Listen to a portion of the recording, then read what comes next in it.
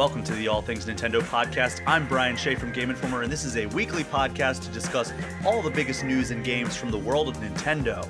For the last 2.5 decades, Ash Ketchum has been the star of the Pokémon anime.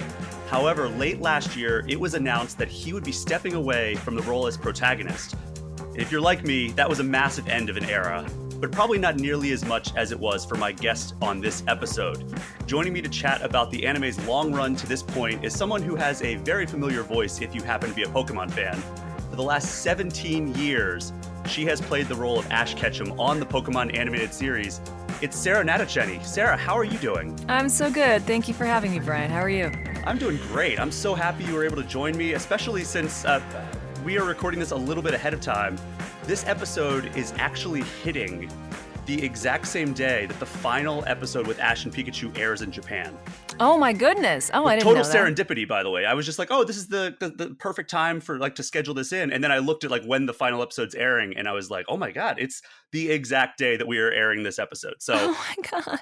It is such a perfect timing for you to join the show. And it's such an honor to talk to you. I've been watching the Pokemon animated series since before you were even voicing it, but keeping up with it over the years. And it's such an iconic voice, such a great role. And you've done such an amazing job with it. Thank you. And we're going to so talk much. all about that. But we have kind of a rite of passage when you come on All Things Nintendo for the first time. And that is getting to know you through the lens of Nintendo, because it's a Nintendo focused podcast. So we have a segment called First Nintendo Game, Favorite Nintendo Game. Okay. So I will ask you the first part of that question, which is pretty self-explanatory. What is kind of your first experience with Nintendo, your first memory, your first formative moment with Nintendo? So I was never allowed to play video games as a kid, and I went to a normal elementary school where everybody was getting Game Boys, and I was like, I need that. So I begged and begged and begged my parents to get me a Game Boy, and they finally, I think it was my 10th birthday or 11th birthday, I don't remember, they got me a Game Boy, a big yellow honker. And of course, you need games. And they were like, these games are really expensive, so you get to pick 2 or maybe even 1 at first. So my first one was, can I answer this question right now? Can I go on? Or do you want to separate? Okay. Okay.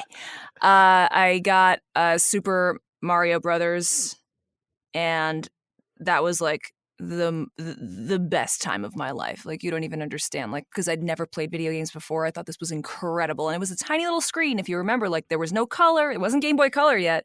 It was regular Game Boy. So it was just it didn't look like today's games. Let's just put it that way. And I had the time of my life. And then I think my mom bought Tetris. And that was when I lost my Game Boy, because she became obsessed with Tetris. So I basically never saw it again. My mom still has that Game Boy. She still plays Tetris to this day. What is it, 20 years later? 25, almost 25 years later? Yeah, 25 years later? Holy 35. My math is not. I choose to be bad at math. We'll say 10 years ago. We'll say 10 years ago. And it's that meme of the 90s always is perpetually 10 years ago. Absolutely. Yeah. It was. But yeah, God, Tetris on Game Boy was such a phenomenon. And it was one of those games that just took over people's minds. You've heard the phrase Tetris effect, I'm sure. There's a game called Tetris Effect, but it was where you close your eyes, you can still see the blocks falling. Totally. I had that with Guitar Hero later on in life as well, where it was oh my God, I just was, if I wasn't playing Guitar Hero or if I wasn't playing Tetris, I would be thinking about playing Guitar Hero or playing Tetris. And it's just wild how that was. But yeah, so was it Super Mario Land or Super Mario Land 2, 6 golden coins? Do you happen to remember which one it was? No, I feel like it was, in my mind, the original, but perhaps not. No, we still have that cartridge somewhere, but the Tetris lives in that Game Boy, so I don't even know where to find the Super Mario. So that transitions us to the second part of this question, which is your favorite Nintendo game of all time. The Super Mario.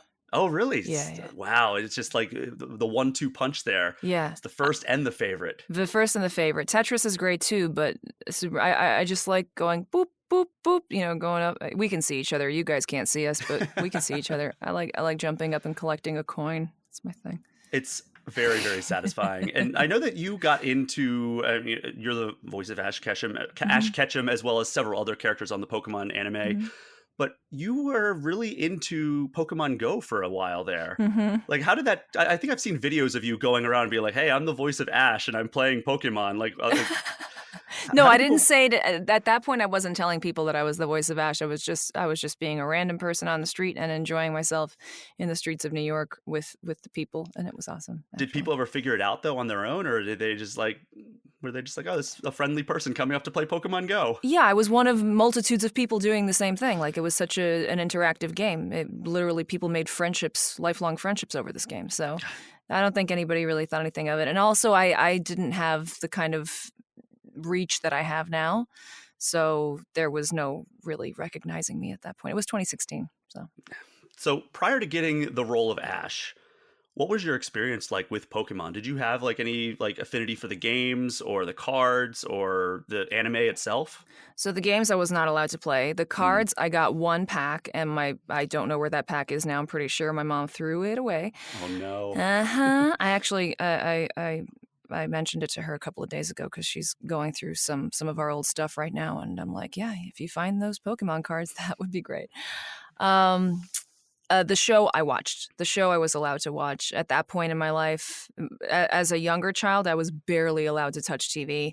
I wasn't allowed to watch Sesame Street for some reason. Like it is weird. And Pokemon, I was allowed to watch, and I loved the show, and I loved the movies, and yeah, and then I booked it. I mean, I was like 11 years old when it came out, and I was 18 years old when I got the job. So, And how did that opportunity come across your desk? Like you were mhm. like, 18 and Yeah, you I believe you started actually started the role when you were 19. Like how did that yeah. come about and like how daunting was that to step into this role? It was like half a year after I finished high school.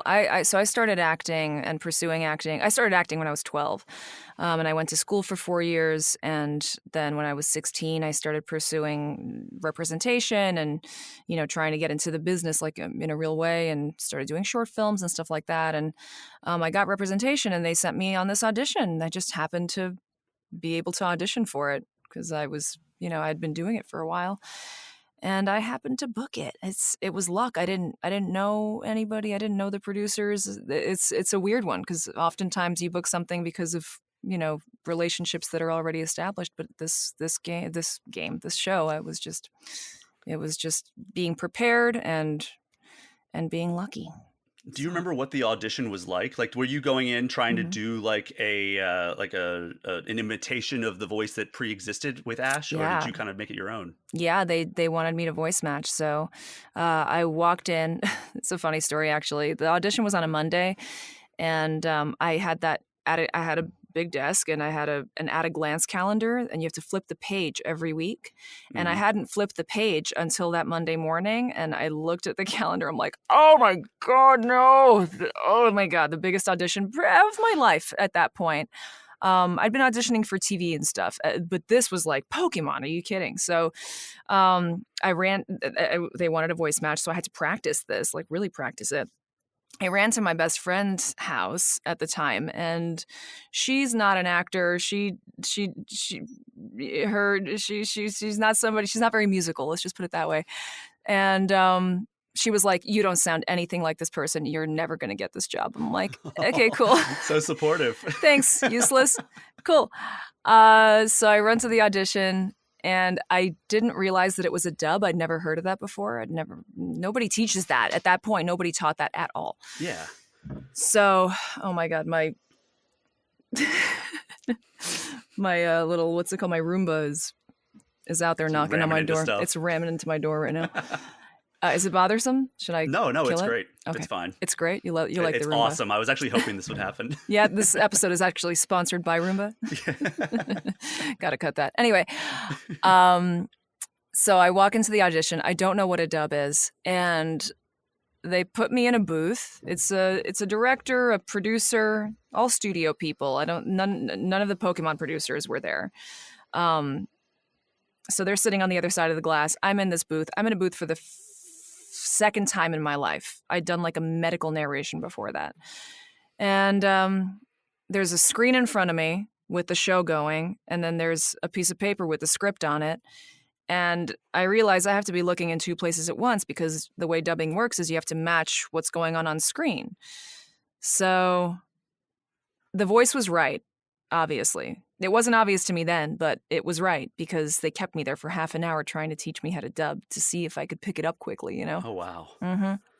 So some people it takes longer, some people pick it up really quickly. Other things I don't pick up quickly at all. Let's get it straight. So I picked it up, but it didn't occur to me that this was a good thing. And I left that audition just bawling and kicking myself for not being prepared. And how could I forget? And like, this was such a traumatic experience. I've never had an audition like that, I don't think, since.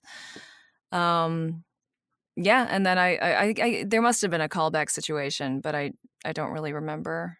But then I got it. Yeah, I got the call that they want to book you next week, and I'm like, what do you mean? Wow. And when you came in, was it still like a voice match situation, or was it kind of like, Yeah. okay, so you still didn't have a real chance to like make it your own right off the bat, but like No. clearly you did have a little bit of that opportunity going forward. Hmm. And I think that a lot of people think of you as just like the default voice of Ash now. I mean, you've been doing it for Oh, 17 years, and it's just wild to think of almost anybody else in that role at this point, like just thank you. because you've been doing it for so long. But Yeah. there's actually, like, you touched on this with your audition, but there's a really excellent video that you did with Vanity Fair about 3 years ago Hmm. that shows kind of the intensive process of taking the Japanese version and even just a scene and dubbing it in English. And you mentioned like you have to match like the mouth flapping, and you have Hmm. to like, sometimes it even involves like taking what the script you were given and being like, oh, that was too short of like a sentence for the mouths and we need to match it up. And you're actually involving with your director, Hmm. rewriting the scene, or at least adding some extra context just so it matches in. Am I missing any like key parts to that aside from like they can like do like digital elongating and other parts like that? Yeah, so they try not to do elongating and truncating too much because there could be some oh god, what's it like? Distortion. This exactly, yes, distortion. Um, so we try to match it perfectly. We do another take if it can be done a little bit longer, a little bit shorter. We do that. But sometimes if it's screaming, if it can be done digitally, they do it. Yeah. And you get so animated. And I mean, I love that, like, it's a scene where you're running on the beach, or you're running, Ash is running on the beach, so you're like pantomiming running to like get that out of breath Hmm. feel and like the bouncing voice that you would get if you were actually running. Hmm. And God, and you're talking about like how you have to like look at when Ash is gritting his teeth or when Hmm. he's like really emoting, and so Hmm. you'd have to emote. That's so fascinating. I highly recommend anybody who's listening to this and has an interest in this topic to go check out that Vanity Fair video from March 2020. It was just so fascinating to watch that. But how Thank long you. would you say that like the process of recording a full episode's worth of scenes takes? For me personally, I do an episode like in it depends how many lines you have. So Hmm. 2 to 4. Well, actually, no. Lately, it's been more. 2 to 6 or 8 hours. 2 to 8 hours, I think, is the answer. Yeah. Wow. Yeah. Yeah. And are you just in the booth continually? How often do you get like breaks? Are you able to kind of step No, away? no. They're very kind. I step away anytime I need to. If I'm like, I'm kind of tired. If there's a lot of screaming going on, then I take a break because honestly, if you don't take a break, you could throw out your voice and then you can't work. So that's not good for anybody. Um, I I don't record for more than 4 hours at a time, and that's pretty standard. Hmm. Unless it's for audiobooks, you can go to 8 hours. I very, very rarely do audiobooks. I just don't want to be in a booth that long, honestly. Um, but yeah, 4 hours max for animation, and I take breaks whenever I want. I forget what like the SAG regulation is, but there's a SAG regulation every hour and a half or so. You're supposed to take a break, something like that. Whatever. We take it when we need them, and it's fine. And in addition to Ash, you actually Uh-huh. provide voices for several other characters, including his mom, Delia, Hmm. and several Pokemon. Like, Yeah. what is the process like for finding the voices of Pokemon? So I play 21 of the Pokemon, and it is a great joy. It's a lot of fun making sure that no two Pokemon sound alike or have the same personalities. The personality thing is easy because they do all have very distinct personalities. The voice thing, I'm like, "Oh, running out of voices here." So it's been great to stretch that way. The process varies. So some Pokemon you watch the Japanese and you're like, that's perfect. Let's just do exactly that. Some you look at them and the name changes in English. So you're Hmm. like, oh, this could be more fun to do in a different way. And so then we just play with various voices, and it's really fun. You just kind of and kind of figure it out. What's the most fun one to voice? For me, it's Baneri. Oh yeah, just like kind of like that sweet, like loving, cuddly buddy. Yeah. Baneri's really versatile. Baneri goes really high and really low and falls in love, and Baneri's real cute. It's my favorite. Yeah. And kind of like, how much input do you have in finding the voice for these Pokemon? Because I'd imagine that like the Pokemon company has kind of directives for like what it would want these characters to sound like, or I mean, their personalities are kind of predefined by the script and everything. But like, do you get to like have free reign of that, or is there ever time like where you do like a Pokemon voice for the first time and they're like, we kind of want it to sound like this? No, there's actually a ton of freedom for voice actors in creating Pokemon voices. It's not something I really thought about, but yeah, no, we're pretty much, I mean, they have to approve it, but they've never not approved a Pokemon that I've done. So that's pretty cool. Wow. Yeah. That's really awesome, actually, because like you would think that like, because like the roster of Pokemon has grown to be so massive, over 1,000 Pokemon now, that they would kind of be like, all right, well, we know in our minds what we want this Pokemon to sound like. And it's great to hear that you kind of have had the freedom to define what so many of these creatures, 21 of them, sound like to the multitudes of people who, you know, that's the sound they hear when they play Pokemon or they think about Pokemon. Yeah. They think about the voices said in the anime, not necessarily the digitized growls that you get in the game, which I'm still waiting for them to add those to the game personally, because I think that'd be so much fun to have all the Pokemon saying their names or having the voice acting. Yeah. Kind of all these years later, you know, you've been in this gig for 17 years. Does it catch you off guard, still to this day, how important and universally recognized of a character Ash is? It started hitting me in 2021 when I started doing a lot of conventions. I've done maybe 10 conventions over the course of my entire career. Oh my God. And then like in 2021, I started working with a wonderful agent who was like, let's just have you do these. Like, go for it. Why not? The shows want you. Let's go.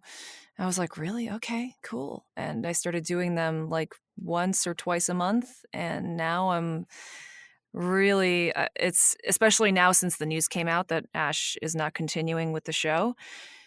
It's been just tears, man. We're just I'm crying with strangers. It's really touching and heartwarming, and to hear people's stories of how Pokemon has helped them get through dark times and through illness and inspired them to be the best, the very best, like no one ever was. Like, that's just, it's the greatest joy of having this job now. I've never derived this much joy from this job. And now meeting people, it's so amazing to see the outpouring of love from the community when this news came out. And it was almost one of those things of like, it took him for granted and now he's leaving and now we're going to miss our favorite character that we all grew up with. Because, you know, I think you and I are about the same age. I just turned 36. So I think we're around the same age here. Yeah. So like, this is a character that I grew up with. Like it is such an end of an era for me. And I mean, I can't even imagine what it is for you, but like, you're seeing now that you're going to these conventions, all of these people are just like, they have such fond memories of this character and his adventure. Yeah. And, you know, you're not anywhere near a small part of that. You're a massive part of that. Yeah. And your performance absolutely brings him to life. And I guess just overall, how has the community reaction to this news been for you, both like online and in person? Online has been interesting to see. There hasn't been like a Save Ash Ketchum movement that I was like, is there going to be a Save Ash Ketchum movement? Just in our hearts. Just in our hearts. I'm glad that there isn't that, because I really don't want like an uproar over this. I want there to be positivity surrounding it. I like the fact that we're seeing an animated series go through a change like this, because in real life we do experience loss and we do experience change, and to have that happen on such a mass scale on something that's so nostalgic and you know, kind of made for children but adults still watch it, it's going to be really nice to see us collectively go through a loss like that and a change like that, and then come out on the other side experiencing something new and something even potentially more beautiful. I don't know what the show is going to be, you know. So I'm glad it's happening. We have 25 years of Ash Ketchum going through a generation's time, a 25 year. How long is a generation? Is that 13 years? It's something like that. I I think it's don't like know. Like 13 years. it's like 13 to 18 somewhere in there. All right, so like 2 generations worth of time.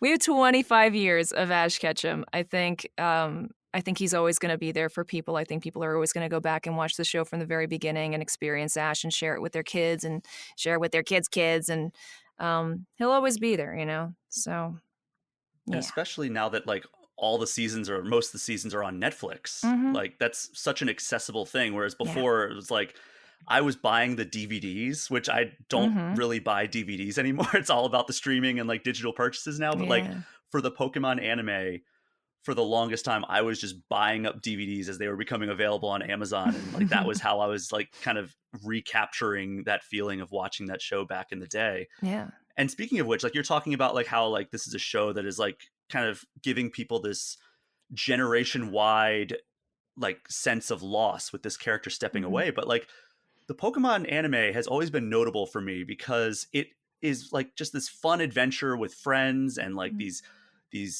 creatures that don't exist in the real world, but like at the end of the day it is so heartfelt. And there Yeah. are some moments, I know this is before your time, but like back in like the early days, like I think this was the first season maybe, Mm-hmm. I remember that it was the first time maybe ever that a TV show made me cry. Aw, And it me was too, possibly. Yeah. when Butterfree Yeah. was leaving and they showed like the flashback set to the Pokemon theme song, and I was like, "Oh my god." Like No. to this day that will make me choke up a little bit. And then I like know. when Brock and Misty went like their separate ways the first time, like when they Yeah. were all like going off on their own adventures, like that was another one. It still hits me in the heart. And that's Yeah. what I think is so great about the Pokemon anime is that like it is like a fun adventure. It's silly a lot of the time, but like it gives you those heartfelt moments that you Yeah. don't get in a lot of other, especially like shows geared towards children or like a Mm-hmm. family audience. Totally. Totally. I And know. like I would think like the biggest thing for that is like your performance brings that to life in a lot of ways. And with that, like it allows you to kind of flex your voice acting muscles. Mm-hmm. And like, do you remember a scene or like an episode that really stuck out with you as like something that you're going to remember that session for the rest of your life? Oh man, yeah. There's an episode where a Pokemon dies. Do you remember this? I think so. I think I know the one you're talking Yeah, about. yeah. I'd like should I'm always afraid of saying what it is because I don't want to ruin it for anybody who's listening to the show who This is hasn't seen it yet. is this the one from several years ago? Yeah, Okay, I think we're yeah, probably okay. I'm yeah. not fully caught up on the new season, Exactly. to be Like I don't honest, so want. I I don't didn't know want. if there was anything in that. But if it's a few years old, I think we're okay. I don't want to mess it up for you or anybody. Anyway, a Pokemon dies, and Ash has some really heartfelt moments, and he has a fight with another character, and he has to get over it. It's just such an emotional episode, and it's an episode that my director Lisa Ortiz and I kind of we had to step back and cry because we Oh were my like, this is a lot. And Lisa had just lost her cat, and I had just lost my cat. They passed away, and it inspired us to literally start advocating for animal fostering. Like this episode was the seed that needed to be God. planted for us to be like, we need to do something. So out of that, Voices for Fosters was born, and I started fostering. I fostered like 100 cats and kittens out of that, and now I just raise money for animal rescuers. That's awesome. That's Yeah. one of the most noble things you can do, honestly. Like, is just Yeah. taking care of these animals that don't really have a place, unfortunately. Yeah. And that's why I'm They have no always voice. on the side of adopt, not shop. So Totally. I'm definitely with you on that. Yeah. How many foster fails did you have? I have to ask. 0. Really? You were able to 0. foster hundreds of cats and Yep. kittens and not Mm-hmm. be like, I need to keep you? I almost failed twice. Bennett, beautiful Bennett. Bennett was really hard to adopt out because he was very anxious, like extraordinarily anxious, but he was very, very beautiful. And I found a woman who came to my apartment. A stranger came to my apartment and like sat on my bed and tried to bond with this cat. And I'm like, it wasn't happening, but I saw a glimmer of hope. And I'm like, please, you got to come back tomorrow. Just come back one more time and see what happens. And she came back the next day. Bennett was all over her. And I'm like, there it is. That's it. And I cried, and she was like, oh my God, I found my baby. And they're still very happy together, I'm happy to say. Did it ever get easier to say? I know we're talking about Pokemon mostly, but like I'm very This is fascinated by very this. parallel. Did it ever get like easier to say goodbye to these cats as you fostered them and then saw them off to their forever homes? Yes, and that was the point. So when my cat passed away, I'd had her since I was like 11 years old. So she was like my baby, and I was like, "There's no way that there's a better cat out there. She's amazing." And as she was dying, I was like, I have to be wrong about that. There's no way that's true. So I'm like, I'm gonna foster. I'm gonna meet a bunch. I'm gonna date. I'm gonna meet a bunch of cats. And that proved to me that every cat is different. They're like Pokemon. They're very different in personality and appearance and powers, and they are all wonderful in their own way. And it's just a matter of matching your personality to your pet's personality. Mm. So speaking of kind of matching personalities, was there ever a Pokemon that you hoped Ash would catch? Ooh, that's an interesting question. I haven't really thought about that. This is a two-pronged question. It is. Because we need to match his personality. But it also has to be an awesome Pokemon, right? An awesome Pokemon.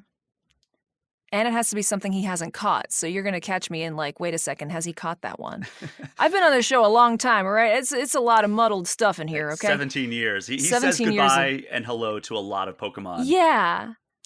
But do you have an answer for this question? I feel like you have an answer for this question. For me, it was always Dragonite for the longest time. Okay. And I was so happy when he finally did get a Dragonite. Yeah, he did get one. So it's the wrong answer. But that was for like 20 years. I was wanting Dragonite's my favorite Pokemon. Really? So that's the main reason. But like, it wasn't really a personality thing. It's just like, he's super powerful. And he also is just like this big, goofy looking anime dragon that excuse me. Ash is not goofy looking. I'm not saying Ash. I'm saying Dragonite. If we're matching here. All right, go on. I'm listening. But yeah, so I always wanted him to have a Dragonite, and I'm just super glad that he did, and it ultimately led to him having some great success, obviously. Yes, obviously. Okay. Did he ever catch a Charizard? I mean, yeah, early on. He had a Charmander all the way through Charizard and set Charizard loose in the wild, basically. Oy. That was also a hard episode. Yeah. What about Snorlax? Yeah, he had a Snorlax. Yeah, I think that was part of the Orange Isle arc. Yes. Okay. Oh, again, I mean, you can't be faulted for these because these were prior to you taking over the role, so you can't. But this was when I was watching it. But I honestly, ask me about any show that I watched, even 10 weeks ago, I'll be like, I'm not sure what happened there. I do watch a lot of stuff now, and I don't finish The Last of Us. I couldn't. So, you have you seen The Last of Us? I am 7 episodes deep right now, so I've not seen the last 2, I think. Everybody's raving about episode 3. So I watched episode 1, and then I happened to be in Mexico with a friend of mine who had already seen episode 2. I'm like, all right, let's skip episode 2. Let's go straight. This is how I watch TV. It's disgusting. Let's skip episode 2. It's fine. And just tell me what happened. Okay, great. And episode 3 we're watching because it's the most beautiful episode in the history of television. So we got to that moment where we find out what's going to happen in the last 15 minutes of the show. Mm-hmm. We looked at each other and we closed the computer, said we don't need to do this to ourselves. And I never finished it. I get it. It is gut-wrenching. I know that entire show, really, but I'm good. I don't need that trauma right now. Yeah, it is. I can't watch it. It's bleak. That episode is a tearjerker for sure, but it's also the entire show. I mean, if you've played The Last of Us games, you know that entire universe is not in a particularly great place. Devastating. By the way, the one that the episode I think that has wrecked me. Now we're just talking TV together, which is fine. But the episode that I think has wrecked me the most and wreaked the most emotional havoc in my life as an adult was Black Mirror's San Junipero episode. Yo, no, we can't talk about it. There's a certain song that is featured in that episode that is a very upbeat, happy song. Yeah. I think it's a classic from the 80s. And I cannot hear it without getting a little teary-eyed. And this is 4 years after that episode aired. I think 4 or 5 episodes. Yeah, it was 4 a while or 5 ago. years after that episode. All the stuff that they were talking about in the show is reality now. It really is. There's a lot of parallels to Black Mirror. I mean, it's like when South Park, I think a few years ago, was like, yeah, we're no longer doing like political parody anymore because like we just can't top real life anymore. Yeah, we're just reporting the news. Exactly. And they're basically just trying to race the Simpsons to try to like predict what is going to happen in the future because it's all those like Simpsons did it memes. Yeah. Oh my God, I love that. So since you're struggling to come up with like which one you wish that Ash would catch, what's your favorite Pokemon? My favorite Pokemon is Pikachu. Okay. So I know that's kind of a lame, I feel like it's a lame answer, but it's true. I've really given this some thought, and Pikachu is the best design, the best personality in my mind. And he's my little buddy, and I've even named my cat Pikachu. I love saying it. I love saying it. Do you ever say it in Ash's voice? No, I say it in a bad impression of Pikachu's voice. Okay. So I'm like, Pikachu, Pika, Pika, Pikachu. I think you're discounting yourself a little bit. That's a very good impression. Thank you so much. I mean, if I were when you, hear something too much, it's just like you don't even know what it is anymore. You know how you say a word over and over again, it loses all meaning? That's kind of how Pikachu is for me. See, if I were you, though, I would be like calling Pikachu out in Ash's voice constantly. No. I guess you don't mix work and pleasure, right? Work and pleasure? No. He's my boy. He's my cat. He would be really. He's actually very disturbed when I do voiceover work, so he doesn't come into my space when I'm doing voice. Especially when he was a baby, I would do voices to him, and he would look at me like I'm nuts and run away. It was very funny, but it was very offensive. It's like when cats react to people who are wearing masks. It's like, yes, who are you? Like, just get that off your head. Yeah, I have some videos of me like being like, "Oh, Pikachu, Pika," and he's like freaking out, runs away, gives me this like wide-eyed glare. His ears go back. It's really funny. Cats are very fun to mess with, like within reason, obviously. But, I don't want to traumatize my cat. I've stopped doing it since, but whenever I'm in the studio, he's not having it. He runs away. So are there ever any Pokemon names? Because there are just so many, and they're getting kind of more and more complicated in some ways. Sometimes. Are there any names that you kind of just always struggled with or tripped over or had to like say multiple times to get it right? Oh my goodness. Yveltal? Which is it? Nobody it's very knows. tough. Yeah, that's one that pops into mind. Rayquaza. I never had trouble with it, but so many people say Rayquaza. Wrong. I know I say Rayquaza. Wrong. You're all wrong. Well, it took me so long to like remap some of these names in my brain. Like I used to say Thanos when I was just reading the comics. Oh yeah, sure. And then I see the MCU movies and I'm like, oh, it's Thanos. Okay, yeah. So then I had to rewire my brain for that. It's like a real GIF situation. Yeah, we still don't know, but it's graphics. Why would it be GIF? Why would it be exactly. GIF? It's GIF. Exactly. It's GIF. It should be GIF. But why is it sometimes like I have people in tech who are saying GIF and I'm like, well, the creator came out one time and said it's GIF. It's GIF, yeah. Which is very, very weird. No, I think this was all for publicity. This is silliness. For GIF publicity. They really needed it. Not enough people are using GIFs. So Yveltal is a weird one for me because I know that you actually speak Russian. I always want to say it with like an Eastern European accent, like Yveltal. Like I don't know what it is about that name. It's just like I think it's like the way that the verbs and the consonants are kind of structured in that word. The YV. Maybe the YV, yeah. Yeah. I don't know what it is about that. But TAL. Yeah. Yeah, the whole thing seems Slavic. Yeah. You're right. You're right. So, we got to near the end of Ash's run, but in 2019, this was a big moment for me personally. Ash taking home the Alola League championship. Yeah. At that time, did you think that maybe that was the closest he was ever going to come to kind of winning the big one? No. I thought this was a great big step towards winning the big one. I never thought. So it's interesting. I had this really somehow naive perspective on the show. I truly thought it would never end, the Ash Ketchum. I really thought that. I never gave it much thought. It was just kind of a given for me. I'm like, no, this is what I do forever, no? And that's really strange because as an actor, you never have that. And why would I think that?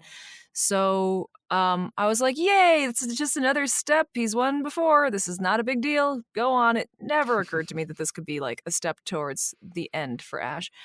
But I was very excited. It was actually the same year that I won a Voice Arts Award. And that was a nice little parallel between me and the character I play. Well, congratulations on that, by the way. Oh, thanks. It was a while ago. What was your reaction when you found out that he was going to win the Pokemon League World Championship? I did not know that that was going to happen. I found out with the rest of the world. Really? Yeah. So what did the recording session feel like for that? Like just having this moment of triumph? Well, I recorded it after finding out that not only is he winning, but he's also no longer going to be on the show. So Oh no. that session was probably the most emotional voiceover session I will ever have, probably. Because if I do another 17 years as a lead character on a huge show like this, that would be a miracle. And it was a real gift to record that way because I'm crying and playing the happiest my character has ever been, but I'm tearing up and I'm like, I need a moment. And then I'm just like gearing myself up and like, what would Ash Ketchum do? He would be the strongest he could possibly be. Wipe the tears away. Let's go. So that was an incredibly emotional and a beautiful, beautiful session. You know, afterwards we went out for some good diner food and just sat there and patted ourselves on the backs for what we'd done. Oh, it was cool. well deserved. Thanks. And so you found out the way everybody else found out. So like yeah. Nobody kind of like gave you a call like, hey, heads up, this is happening? They called me. So after the show had aired in Japan and Pokemon announced it, which they'd never done before. And that was my first inkling, like, oh, something's different with this one. I don't know about this. And then I was like, oh, no, wait a second. Is this it? Is this why they're reporting it to the whole world? What's going on? But of course, that thought in my mind that I've had my whole life on this show, oh, no, it's not going to happen. He's not going to end. He's fine. Everything's fine. But then they were like, oh, we need to have a meeting, just you and the main cast. And I'm like, okay. But that happened after we found out that he won. So then they called and they said, not only has he won, but also, bye-bye, thank you so much. And it was very kind. It was a lovely phone call. They were very kind about it. And then a couple of days later, that's when the world found out that Ash is no longer continuing. Yeah. What has the process been like for you, kind of coming to terms with Ash's, like, his departure from the series as the protagonist? Well, it started with sadness, great sadness. After the phone call, I kind of walked aimlessly for several hours through the streets of Astoria, where I happened to be during that call. Walked the water, then I couldn't find a cab. The cabs don't go by the water, and it was freezing, and I didn't even feel the cold. My hat was off the whole time, and then I'm like suddenly feeling the cold. I'm like, oh man, I'm stuck here. I had to like traverse a park to get to a car because the train is so far away. So yeah, that was a great big sad drama right after that phone call, and then I came home. I mean, it was a lot of disbelief and a lot of like, all right, you got to get it together because the fans are going to find out. The whole world is going to find out in a few days. So you got to figure out what you're going to say and how you're going to say it and how you can do justice to yourself and justice for the fans. And I made that video that I posted across social media in one day. I had to gather up like photos from the past and kind of, you know, tell the story of my time as the voice of Ash Ketchum. And that I cried all day as I made that video, and I had to record a voiceover, like telling the story of it. And I actually have a film recording of myself doing that voiceover because I wanted to keep myself on task. I'm like, you can't take forever in the studio. You can't be crying. Just do it. So to kind of keep myself accountable, I put a camera in front of myself. To record that. And, you know, I was crying. My voice was shaky. And then I showed it to my mom and she's like, you should cut out. It sounds like you're crying. It sounds like you're crying. Go re-record it. And I'm like, you know what? It's honest. I'm not going to re-record it. I feel like it's how the world feels. It's how I feel. And I'm keeping it. Sorry. And it's also important to show that, like, not only is this character important to you and this role is important to you, but like, people have emotions. Like, right. I love that, like, we are getting to the point in society where we're normalizing like Mm-hmm. mental health and being able to Yeah. be emotional, and Yeah. it's like it's okay if you cry because like we all feel like doing that sometimes, Right. Yeah. and it's And like a this is normal emotion to have and a normal thing to do. absolutely, absolutely. I'm glad you kept it in is what I'm trying to get at Thank there. you. Thank you. Thank you. See that, Mom? If she listens. She's our We're all most happy. loyal subscriber, actually. And I have to say though, like the picture that you posted, it's you holding the Ash mask, Yeah, my most and prized possession. the little blurb that you had, like kind of just thanking everybody Yeah. for like, following along, and like you Hmm. talking kind of just like, I like kind of, it's been a crazy journey or an amazing journey. Yeah. Thank you to everybody. It got me a little choked up as well. Like Oh, that was such a nice message, and like having it paired thanks. with like you holding the Ash mask was just perfect. So Thank you. 10 out of 10 social media post. Thank you so much. Thank you. So as I mentioned, the day this episode airs, Hmm. it's the same day that the final Ash and Pikachu episode airs in Japan. Yeah. So I'm assuming it'll arrive, as I hit my mic, I'm assuming it'll arrive shortly thereafter in the US. Yeah. Have you done anything with that final episode yet, or are you still waiting to get anything? Yes, we have recorded it. You've recorded it. Okay. Yeah. Yeah. I mean, you obviously can't say a whole lot about that, Can't but say anything about it. what was Yeah. that session like for you to do that? More sad, more sadness. So for this one, I recorded this one from home. The winning episode I recorded in the studio, and this one I recorded from home. You know, just kind of turned out the lights. There's still more to do, Mm. which is nice. So we're still working. The very end will be weird. You know, yeah. It's just sad. It's just strange to like have a job your entire adult life and have it be like this thing that you come back to every week. Every week I've been doing almost every single week of my life. We take a hiatus like a month or two or so, but we always come back. So it's weird to not have it's this kind of like nebulous feeling. And all my actor friends are like, "Yeah, welcome to this career." So I've been incredibly fortunate. I don't know anybody else in my position who's just had the same job for this long. So, I can't be sad or mad about it. It's just a different experience for me personally.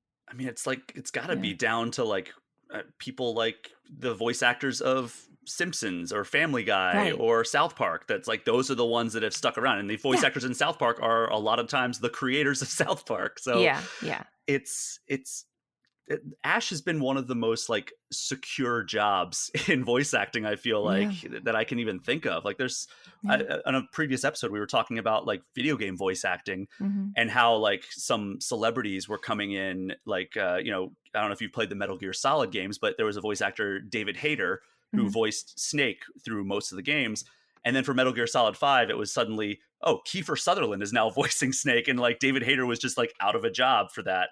Oh, And wow. it was just like, it's a weird thing that like, really no role is safe, but it seemed like Ash was one of those roles that was like, oh yeah, Ash is absolutely eternal, and you're going to have that role until you don't Yeah. want it anymore, basically.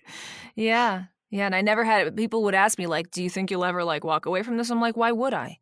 Even if I have to like go out and do a movie, I'd gotten to a point where they were very kind and very flexible with scheduling. So like, technically I can make things happen as I needed to. And that's kind of happened in the last few years too, which is kind of sad because I was like, yay, okay, all right, now I can like play around a little bit more. But And it's such a yeah, bummer that now is when you started going to all these conventions and really getting that face-to-face interaction, because like that's when you really start to feel like, oh my God, like yeah. this, it's like rejuvenating when you go to those, I'm to imagine. Totally, totally. Because you feel like so voice acting happens in a box, like we're in studios by ourselves, so we don't see all the kids, all the people watching our show and applauding and loving it and laughing and all that. So when you go to conventions is the only time as a voice actor when you get to see that. So it's been really nice to like work during the week and then go and have applause on Saturday and Sunday, and then you go back to work and then next weekend you have it again. But I mean, I'm going to keep doing them for a while. I think this year is pretty packed. I think next year there have been a lot of amazing requests. I'm very grateful for that. So we're gonna have to, do some of those next year because of scheduling conflicts and stuff. Very fortunate. It's really nice. Has the door been left open at all for you to continue voicing him in just even a lesser capacity, like not as the protagonist? The door is open. Yeah. That's That's all I can awesome. say. Yeah. Well, I know that Yeah. I probably speak for everyone when I say like we would love to see Ash back with your voice Mm. coming out of his mouth. Thank you. But obviously, like this conversation has been largely focused on Pokemon, but Yeah. your career is so much broader than just Pokemon. Even if that's what a lot of people who listening to this podcast know you as. Yeah. One thing that stuck out to me when I was looking through your IMDb page, Hmm.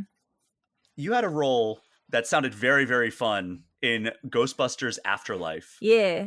So do you want to tell people what you were in that? I'm very randomly one of the actors who played the mini puffs in Ghostbusters Afterlife. There was a small group of us in our own home studios. Some of them were in the studio, but it was done. I saw other people over Zoom, and yeah, it was really fun. It was matching to picture, so they had already animated it, and technically, I've had a scene with Paul Rudd. Thank you. Oh, Yes, technically, guy but never no, ages. the guy never ages. It's incredible. He's a beautiful man, An actual vampire. an actual vampire. Yeah, no, I saw him in person. I can confirm this man is 20 years old. And he was in one of the US ads for the Super Nintendo. Did you know about that? I think I did, maybe. Yeah, if you go like search Yeah. like Paul Rudd Super Nintendo playing with power or something on YouTube, you will see the Paul Rudd Super Nintendo ad from like 1992, Oh my God. and he looks almost exactly the same. I think his hair Yeah. is long, and that's Wow. about it. Wow. Was this 1992? Was that was before Clueless? I would imagine so. I mean, I Probably, don't yeah. know if they're getting clueless Paul Rudd in those ads, right? Like he doesn't. I don't. Probably Does he not. have any speaking roles? I think he's just like a pretty face in that one. Okay. You gotta start. I hate that expression. You gotta start somewhere. People would say that to me in reference to Pokemon, and I'm like, you gotta start somewhere. It's the biggest. What are you talking about? It's It's huge. the highest grossing entertainment franchise on the planet. Yeah. Could you not? What? You gotta start somewhere. They said Yeah, I that to Robert started Downey somewhere. Jr. as he stepped into the Iron Man role. Yeah, you gotta start somewhere, man. It's a real tough Yeah. break for you. Kid stuff, Marvel. Yeah, get out of here. Yeah, kid stuff, right? Yeah, I think that's kind of what it is. Yeah. And you also just announced that you're joining the Tokyo Revengers cast, right? Mm-hmm. So, like, I you're thought just I'd have a break. I didn't have a break. Yeah, exactly. That's what I was going to ask. Like, you're just jumping all over the place. Like, you're like, all right, cool. Out of this one role that has consumed 17 years of my life, and Yeah. right into the next thing. Yeah. I don't know. I don't think this one's going to consume 17 years of my life, but it's I'm very grateful for it, obviously, and it's nice to do another anime. I haven't tried to do anime. It's not something that I've been auditioning very much for. So this happened through people I know. It's the same studio that does Pokemon. So this one made more sense to get, and the casting director is a really good friend of mine, and I mean, I did happen to be right for the role. To be very clear, you don't just get things because you're friends with people. I auditioned for many of her projects and haven't gotten anything. I just happened to be right for this one, and it's very much me. Like that role is really it's my basically my natural voice. That's So, great. yeah, it's And I pretty mean, cool. it just like the Stay Puffed marshmallow or the mini Yeah, puffs. also my natural voice. Yeah. Well, I was gonna say, like, you have the experience, obviously, of voicing a character who is pre-animated and dubbing in a voice to match like the animations and the sounds and Yeah. the mouth flaps, as you Mhm. put it in the Vanity Fair video. Yeah. It's that experience obviously has to be something that's very valuable to people looking to bring in somebody to either dub or voice an animated character. Yeah. I would say there aren't very many. Maybe I'm wrong. I don't know. I imagine there aren't very many people who can just pick up dubbing really quickly. Um, the people who do pick it up really quickly are musically inclined, and I come from a family of musicians. I'm not really a musician. I play piano a little bit and I sing a little bit, but I'm not that great at it. But I do have an incredibly musical ear, and I have excellent rhythm, so that definitely helped. But dubbing is definitely an acquired skill, and it takes a lot of practice. And even still, even today, I'm like, I'm not matching that flat perfectly. So it's definitely it's an interesting skill to have. It's an unusual skill to have. It's an unusual thing to have to put this technical skill together with what I would call an emotional skill, acting. Um, and I think we're one of very few types of actors who have to do that, to put this very, very technical skill, this like precise technical skill. On camera requires technical skill as well. And of course, what's it called? Sorry, I'm blanking. Motion capture. Motion capture, performance capture, that requires insane amounts of technical skill. I just started taking classes in that. And the learning curve is, I would say, considerably higher than in dubbing. Not that it's a competition, but I can confirm that motion capture is a very, very steep yeah. learning curve because Yeah. we travel around and do cover stories Mm. around the world. And we went to Helsinki, Finland Oh, for Remedy. I don't know if you're familiar with the studio. They make like the Max Payne series, or they did make the cool. Max Payne series. Control was their most recent game. Yeah. And we did a cover story on Control back in 2019. And part of their studio is they have a facial capture area with like all Yes. the lights and cameras and everything to track all your facial movements. Mm-hmm. Then they have a motion capture studio. And basically, as part of our story, we're like, can we suit up and like do a motion capture session with you? And they were like, yeah, let's do it. So Cool. my former coworker and I, who were on the trip together, we shot a motion capture session in their like basement studio. What? And like we're like trying to like, they're like, hey, we want to shoot like the opening cinematic of this game, and like you and her are going to be like the actors. So we had to like do that, and then they ended up not using it, which was very, very disappointing. But then like we did like some motion capture for like some of like the enemies, like which are like these like kind of like zombie-esque like mutated characters. So like we're like So holding fun. weapons and like swaying like a zombie would, and it was Yeah. very involved, and I was very sweaty by the end of it. But it was Oh, yeah. it's not as easy as people might think. Oh my, it's not easy at all. And the amount of skill that it requires, it really like the people who I think are working the most are people who have weapons training, who have combat training, who what else do they do in game? I don't really play games that much, but whatever else they do in games, they know how to do all that, and they know how to do it really well, look really good doing it. So I don't know if I'm ever going to get to that level, but I definitely want to do performance capture as, you know, as more of the ethereal, regal characters that don't require a lot of A combat. martial arts background. A martial arts background, because who are we kidding? I have a rhythm and gymnastics background, but that I was a did little see while that. ago. Junior Olympics, Yeah, right? that's right. Thank you so much. Bronze medalist right here. Wow. My Very greatest impressive. achievement. So we've talked about like, you know, people kind of let's just frame it this way. Pie in the sky, what would be your dream either voice acting or acting role? Like not saying like stealing it away from anybody who's doing it, like even if you were just invited in for one session, you get to voice this character. Who would the character be? Something original. You Something just that's want never something been all done new. before. I want something that's never been done before. I am writing a movie, a live action feature about a voice actor who loses her job after 20 years and loses her mind. Oh no. So Hopefully that's that's my not dream. autobiographical. Oh goodness, no. But it's every time something kind of happens, every time there's a little trigger point in my, you know, journey here, I'm like, what if I just went nuts? What if I did that? Like, what would the fallout be from that? How it would ruin my career. But how? So I'm really fascinated by people who do things and then bounce back. You know, I remember in my 5th grade, they gave us this assignment: write a biography on somebody who you admire. And I wrote mine. I was 10 years old. I wrote mine on Robert Downey Jr. And that Oh, was weird that would come yeah. up again. Yeah, 25 years ago. So 25 years ago, Robert Downey Jr. was not well. He wasn't doing great. And this guy was like my hero, because I saw. I think I think he was married already to his wife, who's an amazing woman.